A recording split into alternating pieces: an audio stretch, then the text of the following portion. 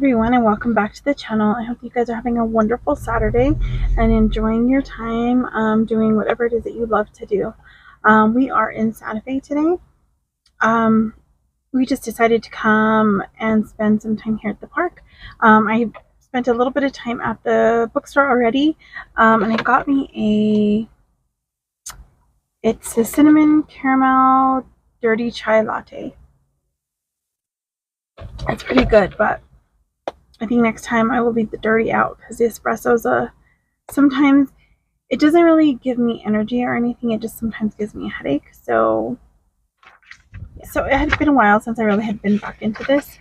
I started week 2, recovering the sense of identity. I started, I don't know when it was. I didn't write down the date. Usually I date things and I didn't. And I only got a little bit down on the first page. And then I was just like, I don't know. I just wasn't feeling like this was where I needed to be then, I guess. I don't know. But yeah, on the 17th and the 18th, yeah, that's what I marked. I got back into it and read a couple of pages each day. And as you could see, we could see that, but I have some markings, highlights. And so I kind of wanted just to share a few things that I thought were really great in this chapter. And I don't know, this book, it says, I mean, it's Artist's Way, right? So you'd think that it was just for artists, but she wrote this for anyone who's blocked in any sense, any type of creativity. So, whether it is whether it's a creative art form, and painting, drawing, writing, building things, whatever it is, or even if it's just you as a person are just stuck in a rut, and doing some of the things that she shares here can help us get out of that and kind of find some things that bring us joy. And of course, one of the creative processes that she talks about is morning pages, which I have gotten back into. I think I started, I don't know if it was the beginning of July that I started, or sometime in June. I'm not sure. I don't have that one with me, but I did finish that, the one that I had stopped using in February, I think it was. So I got through that one, and I have started another one, and that one I've already got, the idea is to write 3 pages for sure in the morning before you do anything else, and just brain dump exercises. Well, I write for sure 3 pages, sometimes 4, sometimes more. It's just I have all these things are just flowing out, which is amazing to me, because even in my journal, there was times that I do a mishmash of journaling in one journal. Usually I do have a junk journal that I started on July 4th, but that's the only spread I've really done. I started another one, but I just hadn't gotten back to it because I needed to print out some things, and thanks to Trish, I did get a package from her of some printouts. Excuse me. And hopefully I will be able to get a couple of other things done when I go to the library in my hometown, because they do have color printing at the library I go to here. I don't know if this is true for all of the libraries here. They only have black and white printing, which is fine for most things, but there's some things I want in color. So I usually I don't know, I guess it's just a creative journaling, memory keeping / junk journaling all in one journal for the most part. I've kind of done that throughout most of my journals. But a lot of times I was getting really stuck in writing. I didn't know what to write about. So I'd write I did this today, I did that today, which is fine. I know I like doing that, because sometimes it's nice to look back and see where I went, what I did, and then if there's things that I need to remember, you did this one today, but you need to finish this next one or whatever, right? So I do that. And then I've been doing a lot more just not quite brain dump writing, but very similar to that, where I'll get an idea sometimes that I remember writing about in my morning pages, and I'll expand on that in my journal. So it's been really awesome. I've had there was days that I would only do half a page in my journal, maybe a page, and that was a page that usually have like stickers and washi tape, and like how I do my journaling is the top of the page. The one I have has a spot for a memo number.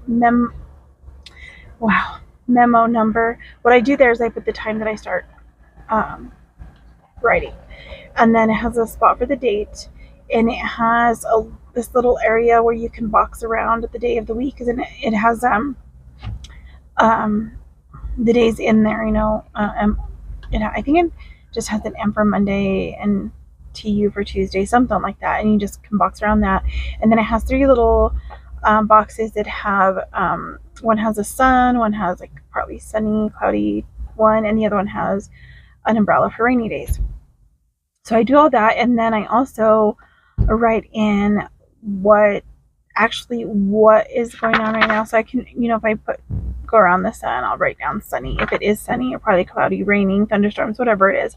And then I write down the wind, like which direction it's coming from, miles per hour, the pressure, because there's sometimes that I have a lot of issues when I'm dealing with the allergies, with the pressure in the atmosphere, and I've been trying to just log that, and I keep forgetting to write down how I'm feeling.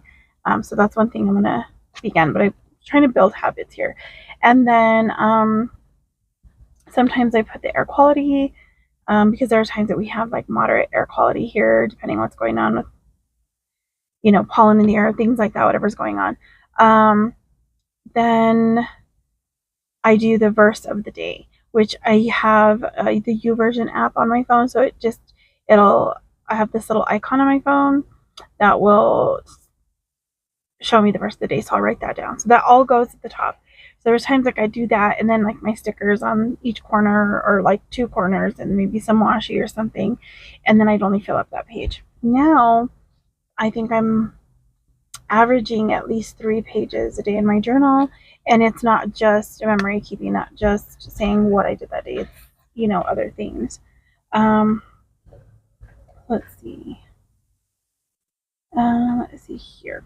So some of the things that I looked or wrote, or I guess highlighted in this section. So this particular area of this chapter is called Going Sane.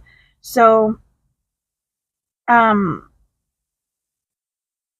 go ahead and read this to kind of give you an idea of where this is going. It says that there is a recognizable ebb and flow to the process of recovering our creative selves. As we gain strength, so will some of the attacks of self-doubt. This is normal, and we can deal with these stronger attacks when we see them as symptoms of recovery. I found that so interesting. I didn't write that down here, but I think in one of the journals I was using at the time, I wrote something down there, but it reminds me of when we're in the healing process for anything, especially when we are growing closer to the Lord. Like we're living, let's say, we know we're doing something that we need to stop doing, whether it is something outright sinful or something that is just not good for us. So like in my health journey, there's certain things that aren't good for me. So let's say I stop doing those things, right? Make a point to change, and the spiritual attacks come on stronger. And that's what this reminded me of, because a lot of this process is about healing, right? This is about recovering. This is about healing parts of yourself that are blocked from creativity because of different reasons. So like, let's say you were into some form of art, writing, singing, drawing, whatever, and people in your life either criticized you, told you this was a waste of time, that it was completely awful, or they just don't understand why you would even think about doing that, go do something more productive, whatever the reasonings were. So as you step out of that and you start in the recovery process, you see that those attacks will come stronger. Sometimes they come from yourself, from your own stinking thinking, because I know that's what I do. So here's some common self-attacks. These are some quotes that she shares. Okay, so I did okay this week, but it's just a temporary thing. How many times do we say that? Well, I did good on my eating this week, on my exercise this week. Oh, but I'll probably mess up. Okay, so I got the morning pages done. I probably did them wrong. There's no wrong way. The thing is, it's about you and your process. It's just like journaling. Like, I watch a lot of journaling videos, and there's some amazing people out there that actually just share their form of journaling, right? There are some that are maybe a little more strict on how they view journaling. So they think, well, their way is the right way, the paper they use, the this, the that. I haven't found many of those. There's very few of those that I've ever seen. Most of them are amazing people. And I think those people are amazing too. It's just that they have a very maybe strict and narrow way of looking at journaling. But what I've noticed is, there's this process, like these rules that they set for themselves, and then they maybe want to hold strictly to your rules. So that if they go see your video and you do something a little different, they're like, well, that's wrong. But in all reality, it's just about us. It's our own creative process. And you can, like, the cheapest form of papers and pens from like Pen and Gear from Walmart, which are amazing, by the way, to like the most expensive fountain pens and most expensive paper and all the in-betweens. And I like a lot of it. And there's like a few that I want to try just because I like the way the paper looks when they write on it. Well, I like crinkly paper, by the way. I don't know why. But see, that's one of those things probably did them wrong, because you're comparing yourself to someone else and what they're doing. Okay, so now I need to plan something big and do it right away. Who am I kidding? I'll never recover. Not right away. Not ever. These attacks are groundless, but very convincing to ourselves. So one of the things that she reminds us is, as a recovering artist, we need to avoid taking that first think. For us, that think is really self-doubt. So I don't think this is any good. No one's going to like it. I don't think I'm ever going to get better. I don't think I am whatever. It's that self-doubt. So it says here, we can neutralize them once we recognize them as a sort of creative virus. Affirmations are a powerful antidote for self-hate, which commonly appears under the mask of self-doubt. Early in our creative recovery, self-doubt can lure us into self-sabotage. A common form for this sabotage is showing someone our morning pages. So the idea of the morning pages is like, you're supposed to brain dump 3 pages. You don't even, it's kind of like, don't look at them again for a long time. If you really want to, you can burn them, you can get rid of them, you can whatever, but they're not necessarily to be shared. Part of the reason for that is, depending on where you're at in your recovery, how well you'll take the criticism from some people is really dependent on why would you want to share them, and a lot of times we think, oh, this is a great idea, we want to share it, and someone just like poops on that whole idea. And a lot of times these people are just dealing with their own unhealed selves, their own problems, their own traumas, their own whatever. It's getting really watered down. That cinnamon hits like pretty hard there. I love cinnamon though. So one thing I boxed around and I wrote down, I think, in my journal, if I didn't write it, I'm definitely going to write this down. Do not let your self-doubt turn into self-sabotage. So remember that it's a work in progress. Nothing's perfect, and you're not going to be perfect. In my way, I'm not striving for perfection. I wanted to be perfect. I wanted to do things perfectly right away. I wanted to get them done fast, and it never worked. I always ended up frustrated, irritable, and never wanted to do it again. I just tossed the project out, tear up paintings, tear up poems, tear up everything, and just walk away from it. And I stayed away from writing things like that for a very long time. I would never show anybody anything. Even starting to watercolor just for fun, because I'm still doing it just for fun, was a huge thing for me to do, because it was another outlet for creativity, and actually for healing, for emotional things, for everything, because that's how I just kind of, it's almost like another brain dump exercise for me. But I didn't even want to, like, there's parts of me that didn't want my husband to see it, and he's never been critical of things I do, like, unless I ask him like to edit something or whatever, and he has to be critical about the editing process, but never like, oh, you're stupid, or you're this, or like, it's never been that way. But this comes from my own insecurities, my own self-doubt that came from other areas of my life as a child or growing up. And I had this incident with like a teacher one time in 7th grade. I had her in 6th and 7th grade. And in 7th grade, she was just made an extremely rude remark in front of the whole class to me when I was just asking to sit in the front of the classroom because I didn't have my glasses. And that was my fault. In 5th grade, I broke them. I broke them on purpose because I didn't want to wear glasses. It was embarrassing and people were making fun of me and, all of that stuff. So I broke them and I acted like I didn't need them anymore. So from the back of the class, I couldn't see the chalkboard. So I would ask her to sit in the front of the class, and they had assigned seats and all the stuff. It's like, but anybody in the front would want to give up that front seat. Who wants to sit in the front of a classroom? So because I asked her a couple of times, the third time or so that I asked her as loud as she possibly could, and not even in a I'm wanting to help you kind of tone of voice or anything. It was like, well, you keep bothering to sit in the front. Can't your parents afford any glasses for you or something like? And I'm like, really? Like, if that was something you needed to check in with me for, like if you feel like a child is, that there's issues with finances at home or something like that, why wouldn't you pull them aside later after class and just ask them something yourself, or do it in a very quiet way? It was like everyone. I mean, I felt like